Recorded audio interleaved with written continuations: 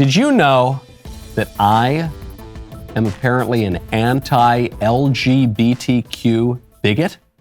That's true. That according to Media Matters, apparently. Media Matters has a rundown of Tim Poole's guests from the year, and they say extremists, bigots, and conspiracy theorists. YouTuber Tim Poole's 2022 guests in review. And I was really honored to make the list. It's sort of a best of. So they go through all these guys, let's see, where am I? I want to skip over everybody else. I just want to get to me. They've got, I think, a number of other Daily Wire people did too. Okay, here we go. Top of the page. Far-right figure Lauren Southern was on Timcast multiple times this year. Southern has a history of pushing racist propaganda and white nationalist rhetoric. And then you get to me. The Daily Wire's Michael Knowles is an anti-LGBTQ bully. Poole hosted Knowles in April. By the way, Poole hosted Knowles like 5 days ago too, so they clearly aren't up on their extremism. And then it goes on and on. But I think Brett made it. I think Walsh made it. I think Jeremy made it. I mean, here we go. Ben's on here. It's kind of like maybe Drew, all of us. But I ranked up here as an anti-LGBTQ bully. I performed in my first musical theater production at the age of 8. When I was a child, I took jazz, ballroom, and tap dancing lessons. I graduated from the gayest university in the United States. I have lived most of my life on the coasts. A disproportionate number of my friends are very, very gay. I regularly drink port and sherry at the end of the night. How did I become?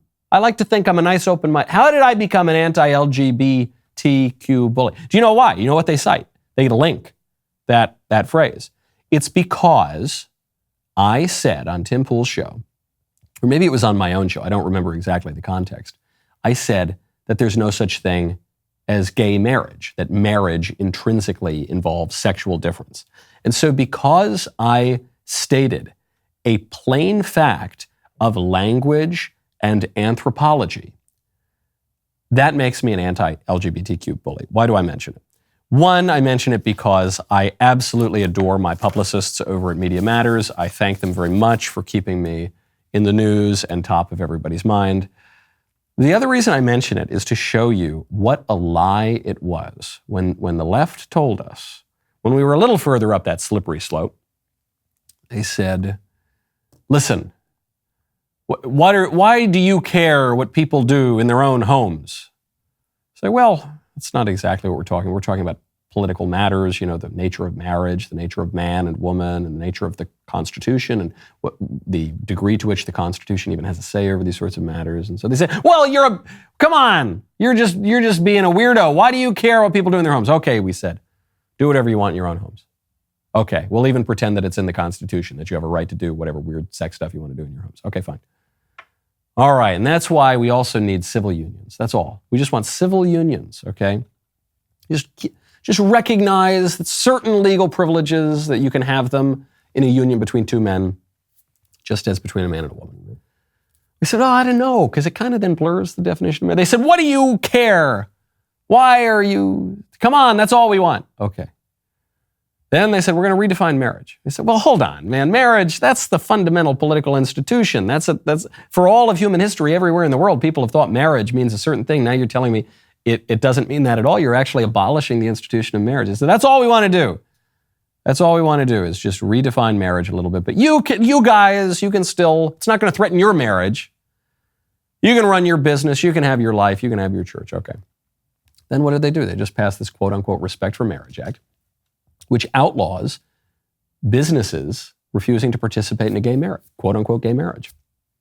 Now, if you are a Christian, all I did was articulate the Catholic view of marriage, which also happens to be, with some exception, the Protestant view of marriage, which also happens to be the Jewish view of marriage, which also happens to be the Muslim view of marriage, which also happens to be the view of marriage of every even semi-reasonable agnostic or atheist for all, pagan for all of human history.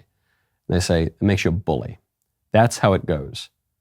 And had we stood a little firmer on our principles and on reality further up that slippery slope, and had we not allowed the libs and the squishes to tell us to stop being such fuddy-duddies and to just, come on, get with the times and get hip and cool, man, we wouldn't be where we are now. All of the sexual madness that you were seeing, the castrating little kids, the pride flags flying everywhere from our state capitals to Kandahar, the now prohibition of people to refuse to participate in a so-called gay marriage, all of that flows directly from those battles that we conceded further up the slippery slope.